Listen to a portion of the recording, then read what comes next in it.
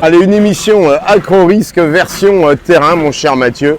Il y a des risques en ce moment à Nantes pour traverser au passage Clouté. Ici, on est sur le quai de la Fosse, un chantier ouvert. Oui, c'est ça. On a commencé lundi matin tôt. Ils ont commencé à casser le béton, les rails, etc. Ils ont une semaine pour tout déblayer, pour après commencer la pause. Donc, plus gros chantier de la Sémitan. Donc, Plus gros chantier nantais, c'est vrai qu'on a rarement vu Nantes avec autant de travaux. L'association Aura que tu pilotes, vous êtes au cœur de la sécurité. Il faut quand même toujours le rappeler parce que nous sommes nombreuses et nombreux à Nantes. Vélo, bus, bien sûr qu'on voit ici, petite estafette, les vélos cargo, les piétons, un vrai melting pot. Ouais, après on a des équipes qui s'adaptent. Le début de semaine ça a été compliqué. D'ailleurs, je remercie l'ensemble des bénévoles parce qu'on a une association qui s'appelle Morbihan Signal Radio de Lorient qui vient nous aider sur ce dispositif. Ils sont 4. Je remercie tous les bénévoles qui sont derrière moi parce que sans eux on ferait rien. Ils sont 10 par créneau. Aujourd'hui c'est vrai que c'est dur. Ça se passe mieux avec la milieu et fin de semaine puisque les cyclistes ont commencé à comprendre. La Sémitan a mis des itinéraires cyclables. C'est vrai que c'est le plus gros chantier. Parce qu'entre Médiathèque et Gare Maritime, du coup, il n'y a plus de rails, il n'y a plus rien, c'est des bus relais, il y a de la circulation. Mais on a remarqué que grâce à ça, les déplacements doux se font mieux. Donc les gens prennent le vélo, ils prennent les trottinettes, ils prennent beaucoup moins la voiture parce qu'il y a beaucoup moins de circulation depuis mardi.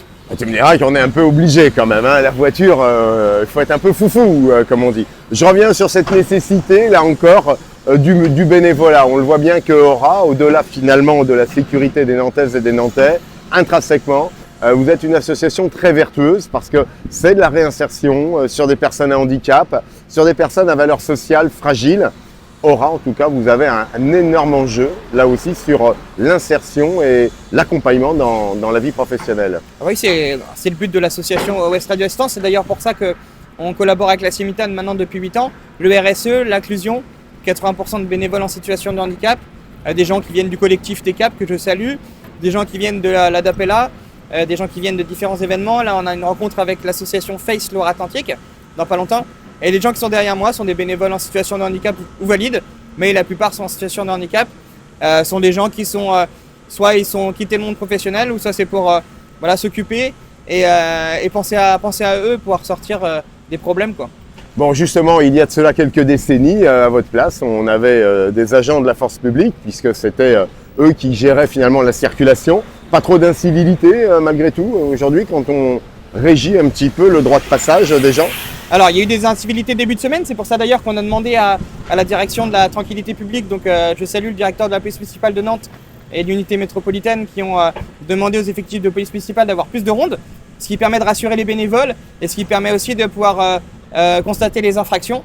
Et franchement ça s'est calmé et c'est beaucoup plus calme que Croix-Bonneau et ça fait vraiment du bien. Et le soleil, le beau temps fait quand même plaisir. Mais les grosses chaleurs qui arrivent font peur. Alors j'allais y venir parce que mon cher Mathieu, il faut prendre soin aussi de ses équipes parce que là on va être encore sur une petite pointe de canicule, on va annoncer les 40, on se protège, casquette, crème, hydratation. C'est ça, je sais que nous, moi en tant que responsable de l'association, en tant que président d'Aura, je distribue des bouteilles d'eau avec ma trottinette qui est derrière. On distribue des bouteilles d'eau, là on est en train de voir avec la Sémitan pour avoir des glacières dans des bungalows pour avoir des bouteilles d'eau fraîche, etc. Tout est mis en œuvre.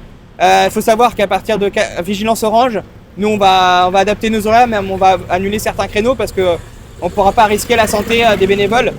Surtout qu'il y en a qui ont des traitements médicaux comme moi et c'est pas possible, quoi. Donc là vous êtes sur place et opérationnel là, jusqu'à la fin des travaux là, pendant une semaine? Non, on est sur place semaine 25, 26, 27. Ouais. Pour l'instant, peut-être qu'on reviendra fin août à la demande de la Sémitan. Très bien. Mais pour l'instant, on est sur place pendant 3 semaines. Donc les 2 premières semaines des travaux, la première semaine des vacances scolaires. Et par contre, la première semaine des vacances scolaires, on aura moins de traversées piétons parce que ça va se calmer au niveau du flux. Là, on voit déjà que les gens commencent à comprendre. Mais c'est important d'accueillir, d'orienter parce que les gens sont quand même assez perdus et c'est pas facile pour eux, quoi. Bon, un grand merci. T'embrasses bien sûr tous les bénévoles, la structure encadrante, les partenaires qui font confiance à Aura. On a besoin de vous. On le voit, il n'y a pas d'événement sportif, la vie de tous les jours, sans que Aura en tout cas soit à nos côtés pour assurer cette sécurité collective. Merci Mathieu, je te dis à bientôt. Merci à toi, à bientôt, bonne journée.